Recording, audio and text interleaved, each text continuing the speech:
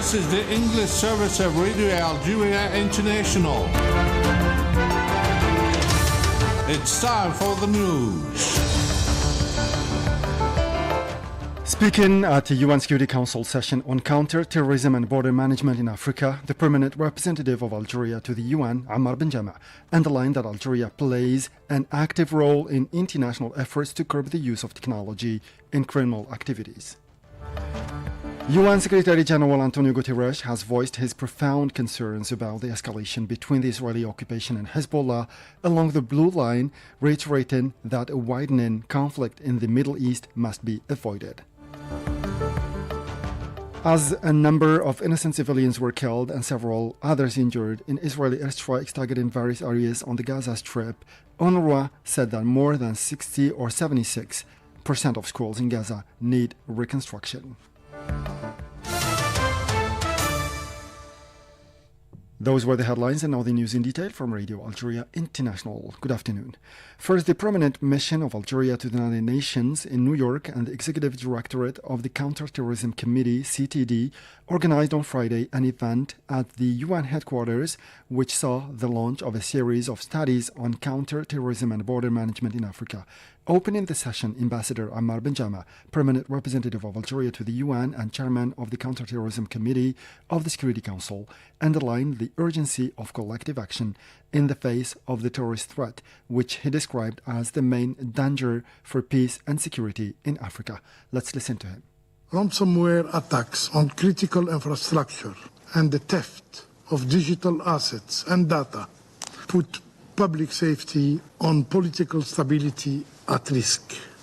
The involvement of both governmental actors and non-governmental actors makes the situation even more complex, even more dangerous. The spread of disinformation on online platforms fuel division, hatred, intolerance, and ultimately terrorism, with false information interfering in state affairs, hampering cooperation, and ultimately threatening peace and security in the world.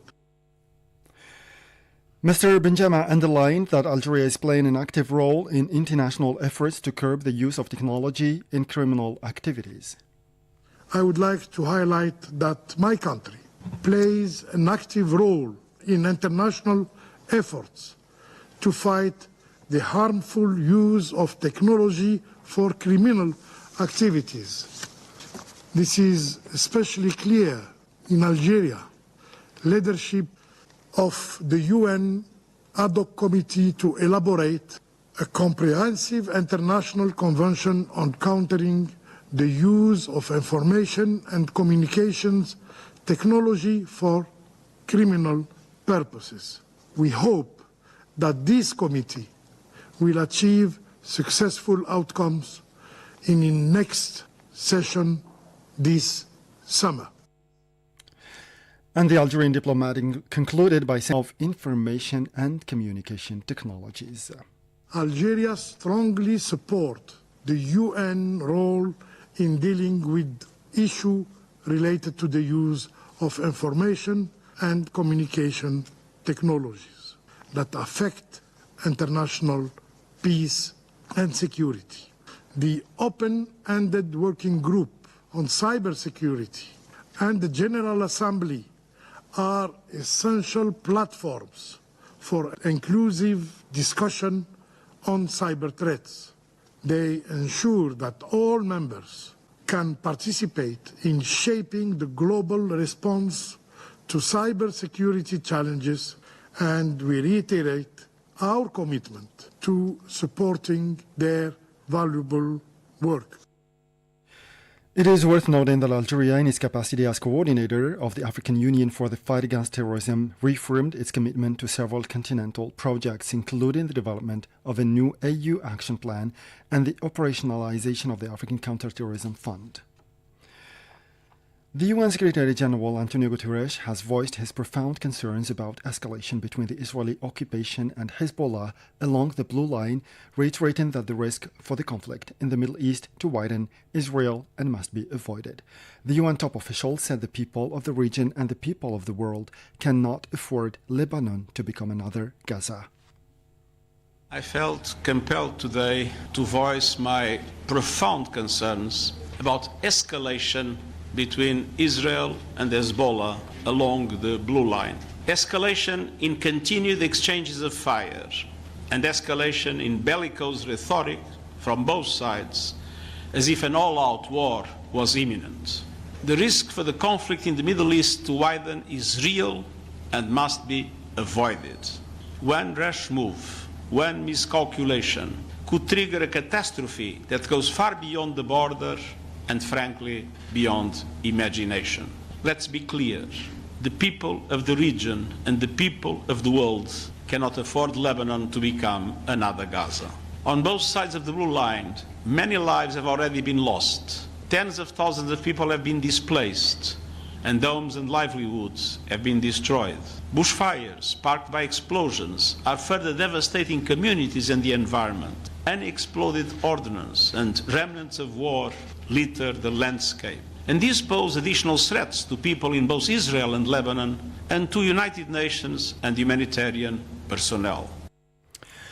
Guterres added that the parties at issue must urgently commit to full implementation of Security Council Resolution 1701 and immediately return to a cessation of hostilities, adding that it was time for practical and pragmatic engagement by the parties to the diplomatic and political venues or avenues available to them.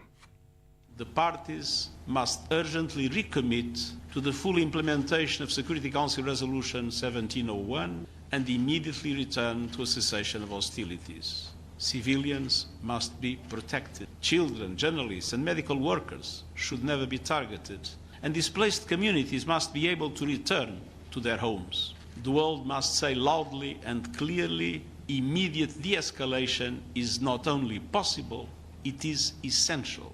There is no military solution. Further military escalation will only guarantee more suffering, more devastation to communities in Lebanon and Israel, and more potentially catastrophic consequences for the region.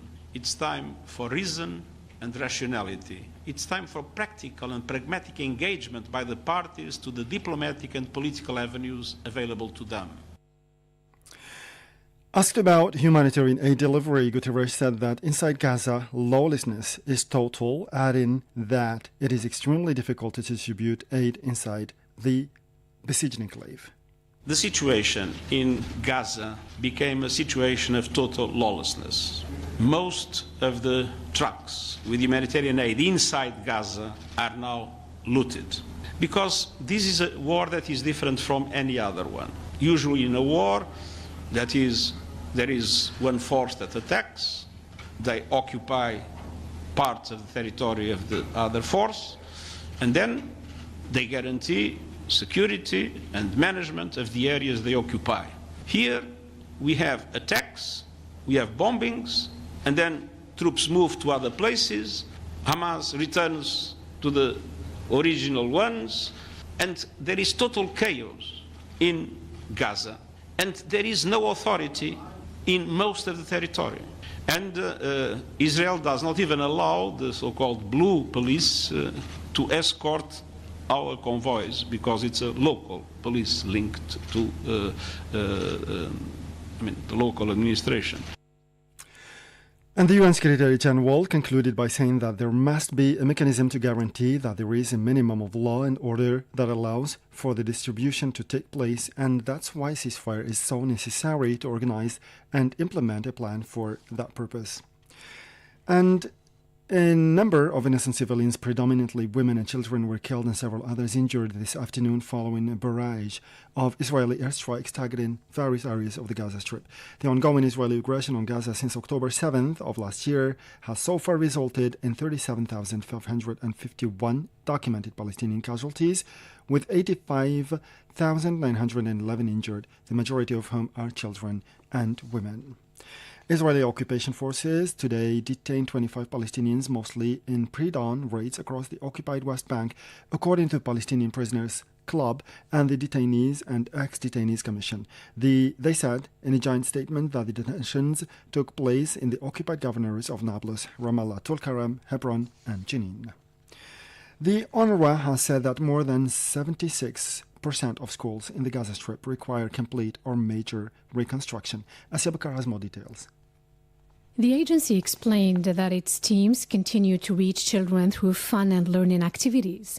The UN agency said that education is a fundamental human right, calling for an immediate ceasefire in the Gaza Strip subjected to genocidal aggression carried out by the Israeli occupation forces for approximately 9 months. The education group is a joint coordination mechanism between organizations working in the field of humanitarian response in the education sector in case of internal displacement. The group was created in 2007 by the Interagency Standing Committee and is led by UNICEF and Child Protection globally. Since October 7th, the Zionist entity has been carrying out a devastating attack against Gaza, leaving nearly 123,000 martyrs and injured.